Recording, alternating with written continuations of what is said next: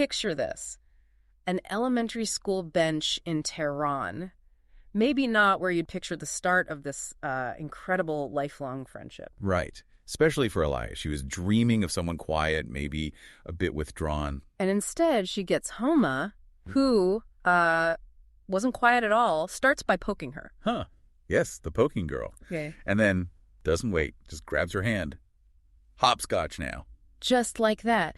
And somehow that's the spark from hopscotch to, well, everything else. Exploring the Grand Bazaar together, which must have been amazing as kids. And cooking. Elahi learned so much in Homa's kitchen, didn't she? That warmth. Definitely. Jumping over the Nowruz bonfires, too, those shared rituals. And dreaming big up on Alborz Mountain, talking about their futures. It's really a powerful story of connection, isn't it? Yeah. We're looking at excerpts from Marjan Kamali's The Lion Women of Tehran. Exactly. It just beautifully captures how this bond endures, even with all the cultural shifts and political upheaval happening around them. It really does. And before we get deeper into Ellie and Homa's journey, just a quick mention of Mindful Moments. Oh, right. It's a YouTube channel using AI for book analysis. Really interesting stuff. Gets you thinking. Good recommendation. So back to that first meeting. Mm-hmm. It's unexpected, like you said. Totally. Elih's fantasy friend versus the reality of Homa. But that directness from Homa, that invitation to play, it wasn't just a game. It was like the foundation. A foundation that had to hold up against some very different realities at home, too. Yeah, tell us about that contrast. It's pretty stark. Well, Elih's mother, very focused on social status appearances, and this constant fear of the evil eye. Yes. Creates a certain kind of atmosphere, doesn't it? It does. And then you step into Homa's house, totally different vibe. With her father, who was a communist, right?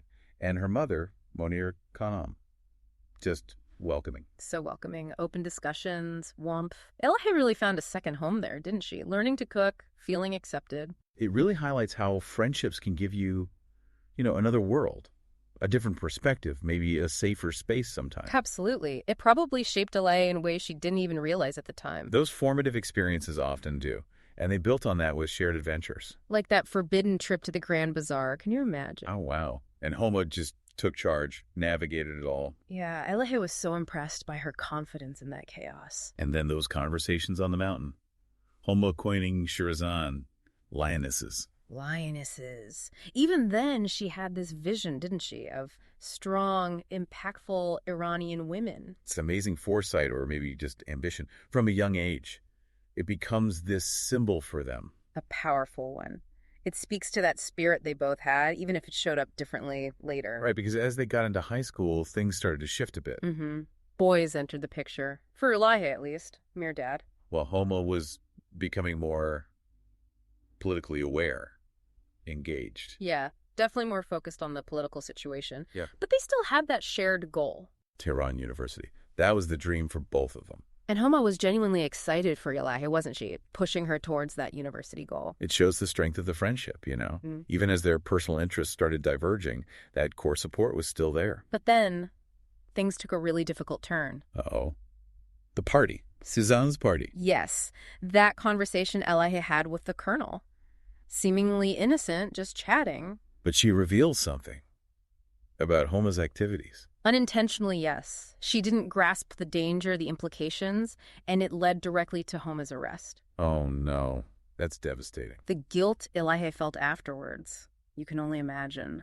Just crushing. It really throws the political climate into sharp focus, doesn't it, how dangerous things were? Absolutely. The Shah's secret police, Savak.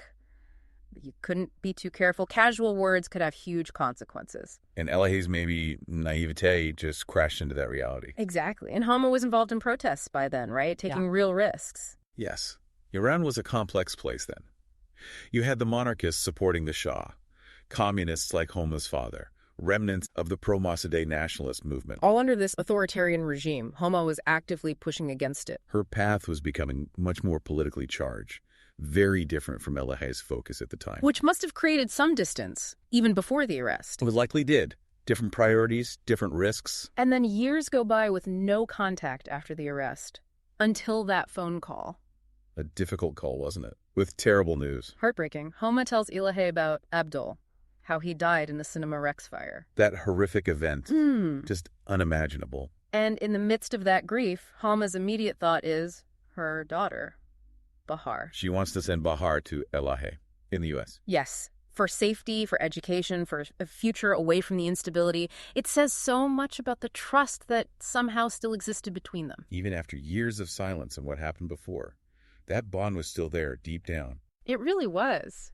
Thinking about these kinds of deep human connections, how history shapes them, that's something we often explore through mindful moments and, well, explorations like this one. That makes sense. Encouraging that deeper reflection is so important. So, Bahar comes to America, a whole new chapter. And she lives with Elahe and Mehrdad. How is that dynamic? It seems complex, but also revealing. Bahar really admired her mother, Homa, saw her as that Shirzad. School fighting, still active, even from afar. Yes. That spirit hadn't faded. Bahar carried that admiration with her. It adds that whole intergenerational layer, doesn't it?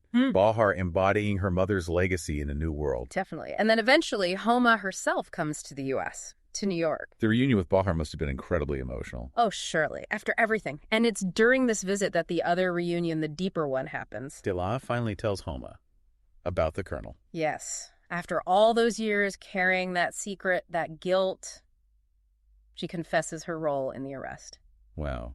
That takes immense courage. What was Homa's reaction? This is what's so amazing. Forgiveness. Really? After everything? Complete forgiveness. Yeah. Grounded entirely in that lifelong friendship, that fundamental bond they shared since they were kids on that bench. That's incredible. It speaks volumes about Homa and about the depth of their connection.